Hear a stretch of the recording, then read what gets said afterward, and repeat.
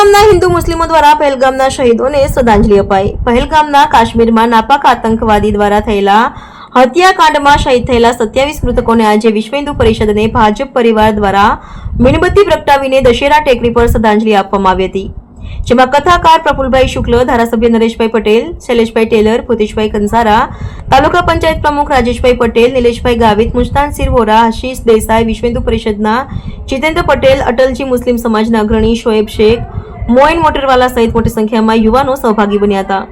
પ્રફુલભાઈ શુક્લાએ કહ્યું હતું કે મૃતક આત્માને સદગતિ મળે એવી પ્રાર્થના છે। મોદીજીની સરકાર યોગ્ય પગલાં લઈ રહી છે અને આતંકવાદીઓને છઠ્ઠીનું દૂધ યાદ કરાવી દેશે એવી આશા રાખીએ છીએ। આતંકવાદના વિરોધમાં નારાઓ બોલાવવામાં આવ્યા હતા।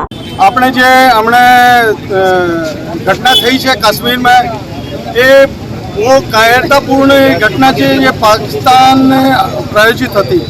એવી ઘણી બધી ઘટનાઓ આગળ પણ થતી આવી છે। એ ક્યાં સુધી હિન્દુસ્તાન સહન કરશે? હવે એ સહન કરવાનો નથી। હવે બધાનો એકદમ એટલે સમજી લો માથાના ઉપર સુધી પાણી જતું રહ્યું છે।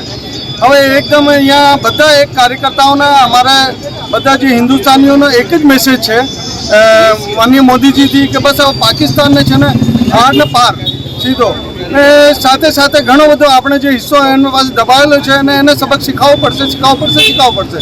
ને હવે સરકારનો એક્શન દેખાતું બી છે, લેકિન પ્રેક્ટિકલમાં દેખાવું જોઈએ એવી અમારી ભાવના છે।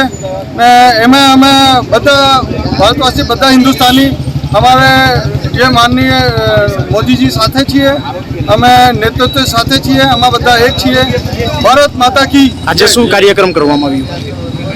આજે આ ઉપલક્ષ્યમાં શ્રદ્ધાંજલિનો કાર્યક્રમ ખેરગામ દશેરા ટેકરી પર રાખવામાં આવ્યો ને શ્રદ્ધાંજલિ સાથે બધા એક રોષ પણ વ્યક્ત કર્યા કે એવો થયો, બહુ ખરાબ ઘટના થઈ ને એના માટે બધા પ્રતિક્રિયા દર્શાવી કે એવું થવું જોઈએ ને શ્રદ્ધાંજલિનો કાર્યક્રમ રાખવામાં આવ્યો।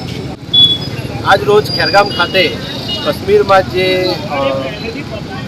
આતંકી કૃત્ય થયું છે તેના વિરોધમાં હિન્દુ સમાજ અને મુસ્લિમ સમાજે સાથે મળીને વિરોધ નોંધાવ્યો છે અને આવા જે વિકૃત માનસિકતાવાળા આતંકવાદીઓ છે એને હું